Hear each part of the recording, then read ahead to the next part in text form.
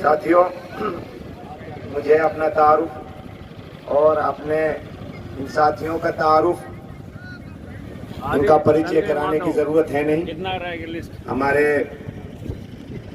State secretary ने ही करा दिया कि मेवाती खेमा जो पिछली 20 दिसंबर को यहाँ शाहजहांपुर बॉर्डर पर कायम किया गया था, आज उस खेमे से हमारे हजारों किसान यहाँ चाय पीते हैं। और उस चाय की सबसे बड़ी जो खूबसूरती है, लोग जो जायका है उसका टेस्ट है। तो लोग सवाल करते हैं कि भाई चाय तो हम अपने घरों पे भी पीते हैं, लेकिन यहाँ की चाय का टेस्ट ही कुछ और है। तो शायद मैं भी ये वजह नहीं समझ पाया हूँ कि हमारे जो चाय बनाने वाले हैं वो तो पहले से कोई चाय वाले तो थे नहीं, वो तो आम, बल्कि हमारे नौजवान जो टीचर्स हैं वो यहाँ चाय बना करके पिला रहे हैं। बाकी अभी हमारे बीच में हजरत मुफ्ती यूनुस साहब, मौलाना नसीम साहब और हजरत मौलाना दिलशाद साहब कासमी हिंगनपुर और हजरत मौलाना अलीम साहब, मौलाना इकबाल साहब, ये सारे साथी 5 क्विंटल दूध लेकर के पहुंचे हैं। अभी मैं एक साथी से, हमारे मौलाना महबूब साहब हैं, उनसे मैं पूछ रहा था कि आप दूध वसूल कैसे करते हैं। मैं उस बात को बताना चाहता हूं कि चाय में मिठास आता कैसे। तो उन्होंने अपने गांव की चीज, पूरे गांव से उन्होंने दूध को इकट्ठा किया तो बताया कि जिस गांव से आज के दिन हमारे गांव, वो हसनपुर गांव है, मेवात का गांव, तो जिस दिन यहाँ शाहजहांपुर बॉर्डर पर उस गांव से दूध आया, उस दिन तमाम हमारी महिलाओं ने, हमारी माँ और हमारी बहनों ने एक एक कतरा, एक एक बूंद दूध को शाहजहांपुर बॉर्डर पर सड़कों पर बैठे अपने किसानों के लिए भेजा। और पूरे गांव में चाय नहीं बनी, पूरे गांव में चाय नहीं बनी, सारा दूध उन्होंने यहाँ भेजा। शायद उनका ये जज्बा, उनका ये इखलास, उनका ये प्यार ही इस चाय के अंदर जायका, टेस्ट और लज्जत उसमें पैदा कर रहा है। मैं अपने जो हमारे नौजवान उलमा, जिम्मेदार किसान बड़ी मेहनत करके रोजाना, देखो हमें कुछ लोग ऐसे भी मिल रहे हैं, डेयरी वालों से हमारी बात होती है कि हम तुम्हें 2 क्विंटल 3 क्विंटल दूध हम पहुंचा सकते हैं, लेकिन हम नहीं चाहते कि किसी डेयरी वाले से हम दूध लें, क्योंकि हम ये चाहते हैं कि हम गांव-गांव मेहनत करें ताकि हमारी मेहनत भी जारी रहे और हमारी आवाज, जिस गांव से हम दूध हासिल करते हैं तो वो पूरा गांव बेदार हो जाता है, पूरा गांव जाग जाता है कि हमारा दूध ये कहाँ जा रहा है। तो हम इस तरीके से अपनी महिलाओं को जगाना भी चाहते हैं, बेदार करना भी चाहते हैं। क्योंकि अभी हमारे कुछ किसान, मेवाती किसान यहाँ पहुंचे तो हमने उनसे ये सवाल भी किया, अभी मैंने अपनी फेसबुक आईडी से लाइव चलाया कि अगर ये किसान आंदोलन लंबा चलता है तो आप ये सेवा कब तक करते रहेंगे। तो हमें फख्र है और हमें गर्व है। उनका जो जवाब था, अगर ये किसान आंदोलन 2024 तक भी चलता है तो मेवाती किसान ताजा दूध अपने किसानों के लिए पहुंचाते रहेंगे।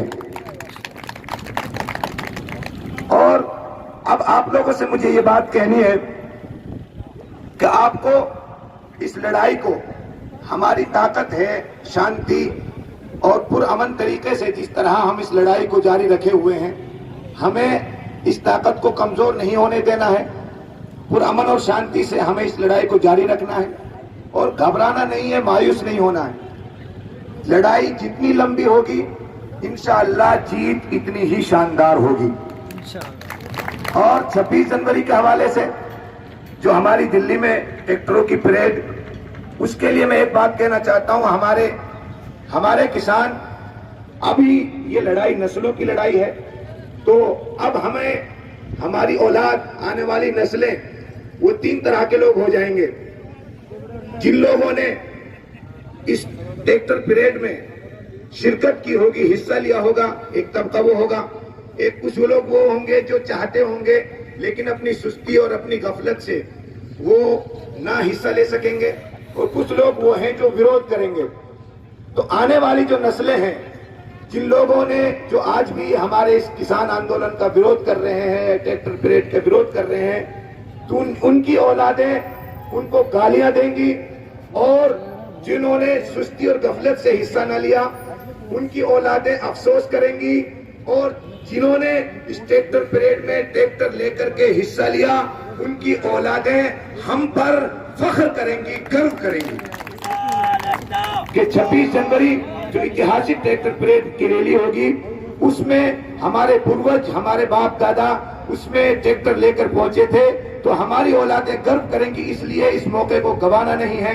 अभी हमारे सुनहरा चिरहरा बॉर्डर पर मेवात के अंदर भी जो पक्का मोर्चा कायम हो गया है, कल वहां रिहर्सल थी। कई सौ ट्रैक्टर हमारे ट्रैक्टरों को लेकर हमारे मेवाती किसान वहां पहुंचे थे। हजरत मौलाना अरशद साहब उनकी सरपरस्ती में, उनके नेतृत्व में वहां वो मेवाती मोर्चा कायम है किसानों का। तो सैकड़ों ट्रैक्टर पहुंचे थे और कल उनका जोश देखने के लायक था। हर गांव से जब हम ट्रैक्टरों की तश्कील कर रहे थे कि कौन कौन लोग अपने ट्रैक्टरों को लेकर दिल्ली पहुंचेंगे, तो एक दो ट्रैक्टर वाले कम थे। सबका ये कहना था हमारे गांव में जितने भी ट्रैक्टर हैं, चाहे 100-150 ट्रैक्टर हैं, हर गांव से मुकम्मल ट्रैक्टर दिल्ली के लिए रवाना होंगे। तो साथियों, मुझे एक बात और कहनी है कि हमें जो इस लड़ाई को लड़ना है वो मिलजुल कर, जिस तरह गोरों से हमने जो लड़ाई लड़ी थी वो मिलजुल करके लड़ी थी, एक होकर के लड़ी थी। हालांकि जब आजादी के इतिहास को दोहराया जाता है तो सब लोग अपने अपने लोगों का नाम लेते हैं। मुसलमान कहते हैं कि ये लड़ाई बड़ा किरदार मुसलमानों का रहा है, हिंदू कहते हैं कि बड़ा किरदार हिंदुओं का रहा है, सिख कहते हैं कि बड़ा किरदार सिखों का रहा है, ईसाई कहते हैं कि बड़ा रोल आजादी की तारीख में ईसाइयों का रहा है। सब लोग अपने अपने लोगों का नाम गिनवाते हैं। लेकिन मैं ये कहता हूं कि मुसलमान होंगे आजादी की लड़ाई को लड़ने वाले, सिख होंगे, ईसाई होंगे या हिंदू होंगे, वो जो भी थे लेकिन वो सच्चे भारतीय थे। जिस तरह हमारे पूर्वजों ने सच्चे भारतीय बनकर के उन अंग्रेजों से, गोरों से आजादी की लड़ाई को लड़ा था, आज भी इसी जज्बे के साथ में, इसी जज्बे के साथ में मिलजुल करके हिंदू, मुस्लिम, सिख, ईसाई को मिलजुल करके हमें इन चोरों से इस लड़ाई को लड़ना है। इस जज्बे से लड़ाई लड़ेंगे तो मंजिल बहुत दूर नहीं है, मंजिल बहुत करीब है। मैं तो ये कहता हूं कि ये लड़ाई सिर्फ किसानों की लड़ाई नहीं है, ये लड़ाई तो भारत को बचाने की लड़ाई है, वतन को बचाने की लड़ाई है। और वतन जब बचेगा जब हिंदू मुस्लिम मिल करके इस लड़ाई को लड़ेंगे। और मैं इसके साथ में ये कहना चाहता हूं कि हवेली झोपड़ी सबका मुकद्दर फूट जाएगा, हवेली झोपड़ी सबका मुकद्दर फूट जाएगा। अगर ये साथ हिंदू मुस्लिमों का छूट जाएगा, हवेली झोपड़ी सबका मुकद्दर फूट जाएगा। अगर ये साथ हिंदू मुस्लिमों का छूट जाएगा, दुआ कीजिए ये प्यार के रिश्ते यूं ही, दुआ कीजिए ये प्यार के रिश्ते यूं ही रहे कायम। ये रिश्ते टूट जाएंगे तो भारत टूट जाएगा, ये रिश्ते टूट जाएंगे तो भारत टूट जाएगा। अब हमें करना क्या है?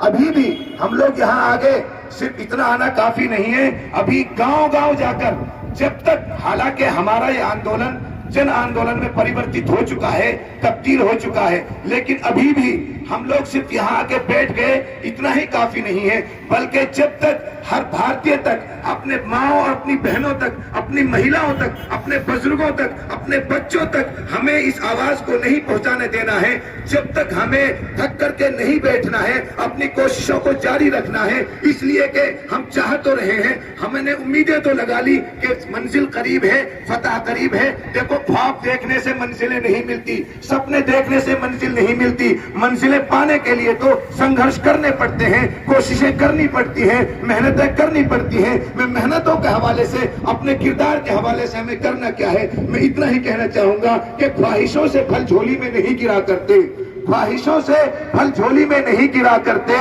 अब ख्वाहिशों से फल झोली में नहीं गिरा करते, वक्त की शाख को मेरे दोस्त हिलाना होगा।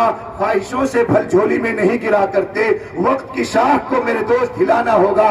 और अंधेरों को बुरा कहने से अंधेरे नहीं जाते, अपने हिस्से का दिया खुद ही जलाना होगा। जय जवान, जय किसान।